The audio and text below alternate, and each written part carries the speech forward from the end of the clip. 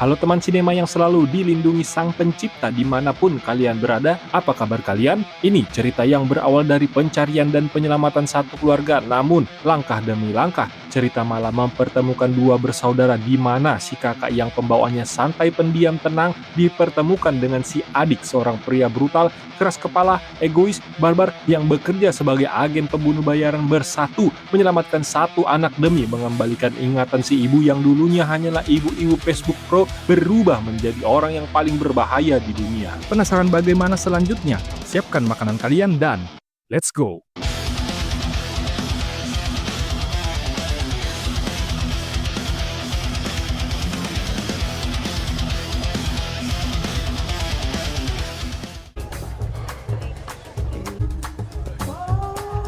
hacia el callejón.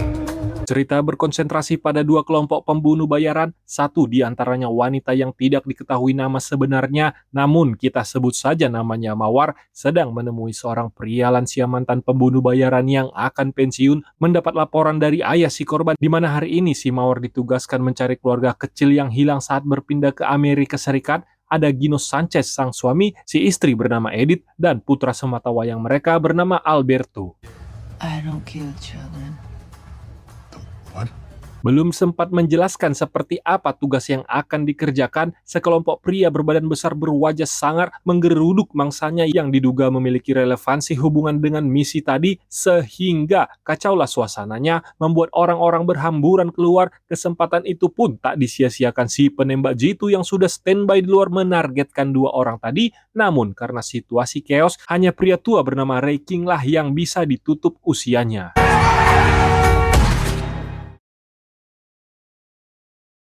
Dua hari setelahnya, kita diperlihatkan pada Medina, seorang wakil direktur keuangan di mana saat ini kesulitan mendapatkan kursi nyaman karena si ibu baru saja menjabat. Di samping itu, sebuah telepon dari kepolisian memintanya untuk segera datang ke rumah sakit perihal kejadian beberapa hari yang lalu. So no money problems that you're aware of.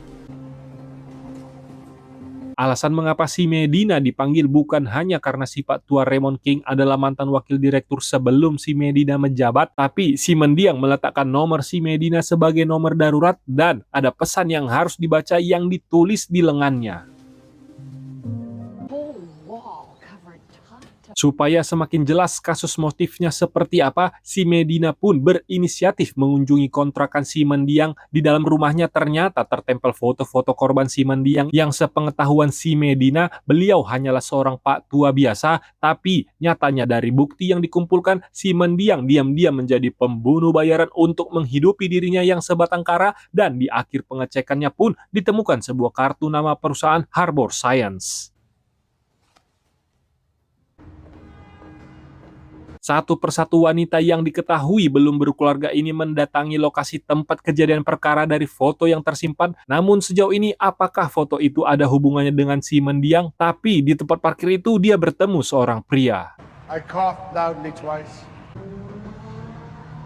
Ini Christian Wolf, seorang napi dengan jejak kriminal berat yang dibalut dengan penampilan elegannya. Dirinya pun muncul ketika si Medina memberi kabar melalui perusahaan neuroscience milik si Christian kalau ternyata si mendiang Raymond King adalah sosok yang mengajarinya betapa pentingnya menjadi akuntan sudah wafat, dan ya, pria ini adalah orang yang dimaksud.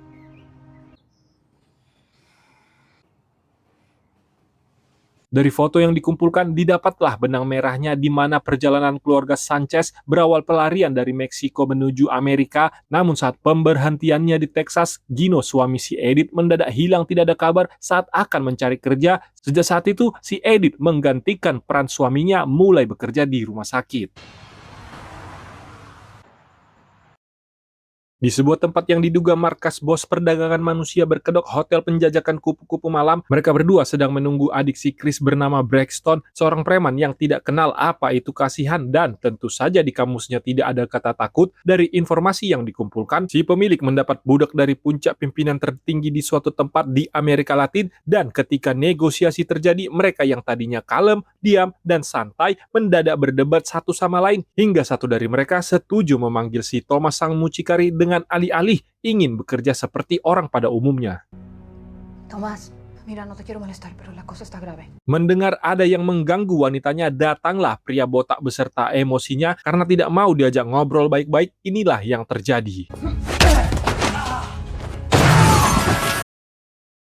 Untuk memperbanyak informasi, sebuah rumah biasa berlabel perusahaan bernama Neuron Science diisi anak-anak luar biasa bergerak menginvestigasi lebih dalam meretas CCTV di mana si Medina sudah mentok hanya bisa mendapatkan satu akses CCTV untuk mencari tersangka. Begitu layar dibagikan, terlihat jelas seluruh akses CCTV sudah diretas dengan mudah, tapi di sisi lain si Medina yang bekerja di pemerintahan anti dengan namanya peretasan, lebih baik baginya meminta tolong pada rekannya yang memiliki gelar doktor ilmu komputer yang disinyalir mampu melakukan hal yang sama. She's hiding her face. Dan ya, anak-anak ini dengan mudah menemukan siapa orang yang harus dicari melalui perilaku yang tidak sesuai dengan kondisi. Terlihat jelas sosok wanita berjalan menunduk di kepanikan yang sepertinya dialah orangnya. Namun anak-anak ini masih kesulitan mencari identitasnya karena di setiap pantauan CCTV wajahnya tertutup rambut. Tapi hal ini bukanlah hal yang sulit. Tak berselang lama terlihatlah ada celah dari seorang wanita yang sedang berselfie. Hello, Pam. Mungkin bagi orang lain terdengar seperti tidak mungkin, anak-anak ini pun mengidentifikasi wajah si ibu dan ya, ketemulah lokasi rumah, akses laptop, password wifi, sampai-sampai mereka mampu menaikkan volume TV demi mencari foto yang dimaksud. Singkat cerita, setelah ditemukan ternyata wanita yang dicari adalah si Mawar, di mana ketika mencari tahu identitas sebenarnya tidak ditemukan apa-apa, alias si Mawar tidak punya identitas. Menurut si Medina, tindakan tadi bertolak belakang dengan hukum, maka dicobalah melepaskan si botak yang kemudian dibuka percakapan dengan jalur diplomatik. Tampak si botak sudah terskakmat ketika sebuah gambar berisi foto terakhir keluarga Sanchez dan ya, dia pun membeberkan kalau kabar terakhir yang dia dengar, istri si Gino pernah mengalami kecelakaan dan dirawat di rumah sakit. Namun begitu si botak akan menuliskan nama rumah sakitnya, tiba-tiba setelah kejadian itu, si Medina bergerak cepat menemui dokter yang menangani si wanita tanpa nama. Awalnya si dokter menolak dengan alasan privasi. Setelah si Medina menunjukkan kartu ajaib yang tidak lain adalah kartu perusahaan neuroscience, si dokter pun mengerti maksudnya. Said something about being Memang benar pernah seorang wanita tanpa identitas pernah dirawat 5 tahun lalu dengan kondisi tengkorak retak, tulang berpatahan, dan trauma berat yang diduga mengalami kecelakaan. Menurut saksi mata, sebelum menabrak sesuatu, wanita itu diserang orang tidak dikenal. victims of blunt force trauma can Uniknya setelah pulih dari sakit, si pasien mengalami perubahan signifikan yang tadinya dia sama sekali tidak paham bagaimana bermain catur, berbahasa asing, berpikir kritis, atau bagaimana menyelesaikan persoalan yang kompleks secara mengejutkan. Otaknya mampu memecahkan masalah dan mengalahkan si dokter sang juara catur yang tak terkalahkan. Di sisi lain, di keuntungan yang didapatkan si pasien, anehnya ingatannya hilang begitu saja dan tak ada penjelasan medis tentang hal ini. fight or flight decisions are made. I think the appeal Tapi ketika kondisinya berangsur-angsur mulai membaik, sesuatu pun terjadi. Si pasien mulai agresif, lalu diam-diam mempelajari bela diri dan menyerang security hingga pingsan hanya dalam sekali serangan. Sejak saat itulah kabarnya tidak pernah terdengar lagi. Berfokus pada si Chris yang tidak bisa tidur karena masih pusing memikirkan alur cerita ini, tiba-tiba ponsel adiknya berdering. Terlihat jelas nasib si Medina sedang terancam, di mana ada yang meminta hidup si wakil direktur keuangan disudahi. Si Chris pun tancap gas sampai speedometernya melampaui yang diduga. Now, tell her I'm on my way. Prisoner in Juarez. Di dalam mobil kita bisa saksikan bersama-sama sosok Mawar muncul ke permukaan yang ditugaskan menghabisi targetnya. Siapa lagi kalau bukan si Medina. Kebetulan si Medina sedang mandi dengan pistol peredam. Inilah waktu yang tepat, tapi nyatanya berkata lain. Drop it. Drop it. Seperti yang kita ketahui, orang yang mengalami sindrom Servan dapat memecahkan masalah serumit apapun meskipun dalam kondisi terdesak. Dan ya, si Mawar adalah sosok pasien yang pernah hilang 5 tahun lalu dan inilah yang terjadi.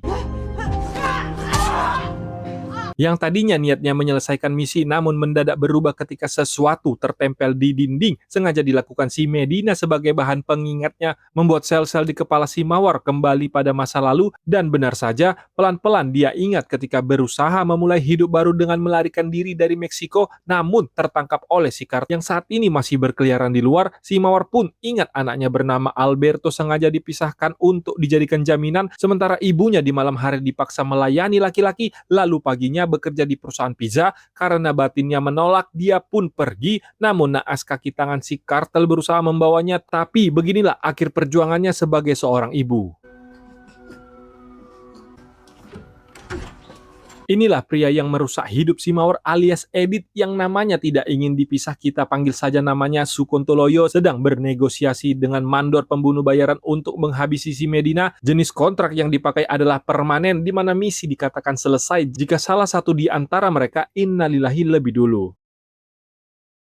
Karena dia takut mati dengan sia-sia, siasat jahatnya pun mulai berjalan. Secara tidak terduga, salah satu anggotanya diperintahkan ke Juarez, tempat anak-anak disandera, untuk segera dikubur hidup-hidup sebelum matahari tenggelam. My drone's not responding. Kejeniusan perusahaan Harbor Neuron Science pun kembali diperlihatkan ketika drone milik Badan Pertahanan yang telah diretas digunakan anak-anak jenius ini pergi ke Juarez untuk melihat posisi akurat dan bagaimana keadaan di sana. Dari atas, anak-anak sedang digiring masuk ke dalam bus.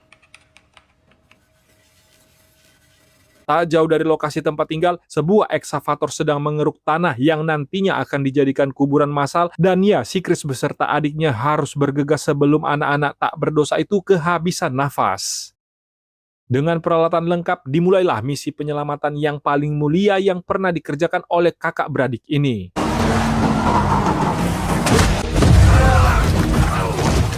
Faktanya, alasan mengapa si Raymond King dibunuh adalah bukan karena misi, melainkan tanpa sepengetahuannya, dia telah menemukan si Edith yang berubah nama menjadi Mawar. Lantaran kabarnya begitu cepat tersebar, si bos yang namanya tidak ingin dipisah itu merasa terusik karena dia beranggapan meskipun si Mawar sudah lupa ingatan, si bos meyakini suatu saat ingatannya akan kembali dan memburu dirinya yang ingin dosa-dosanya dihapuskan begitu saja.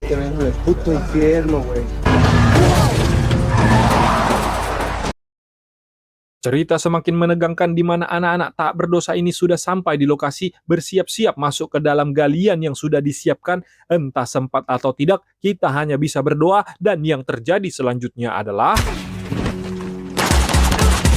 ketika semua anak-anak sudah turun, si Alberto masih di dalam sehingga dimanfaatkan menjadi tameng. Tapi bagi mereka berdua yang sudah berpengalaman menghadapi pahit dan manisnya dunia kriminal, hal yang semacam ini bukanlah hal yang sulit. Si Braxton yang dikenal bengis dan tidak mengenal ampun, seketika hatinya terharu seolah-olah dia tahu bagaimana perasaan orang tua mereka ini melihat anak-anak tak berdosa sedang ketakutan menunggu ajalnya tiba. Tunggu dulu, cerita belum selesai, di mana masih ada orang bengis yang sebenarnya masih berkeliaran di luar. Terlihat Pak Tua ini sedang kebingungan mengapa tiba-tiba kontraknya dibatalkan secara sepihak, dan firasatnya pun berkata akan ada hal buruk terjadi. Oleh karena itu, mandilah dia sambil bersiul tepat saat akan mengeksekusi suami si Edith tempo lalu, dan terkejutlah dia ada yang menyambung siulannya. Setelah dicek, ternyata dia adalah... Adios, amigos.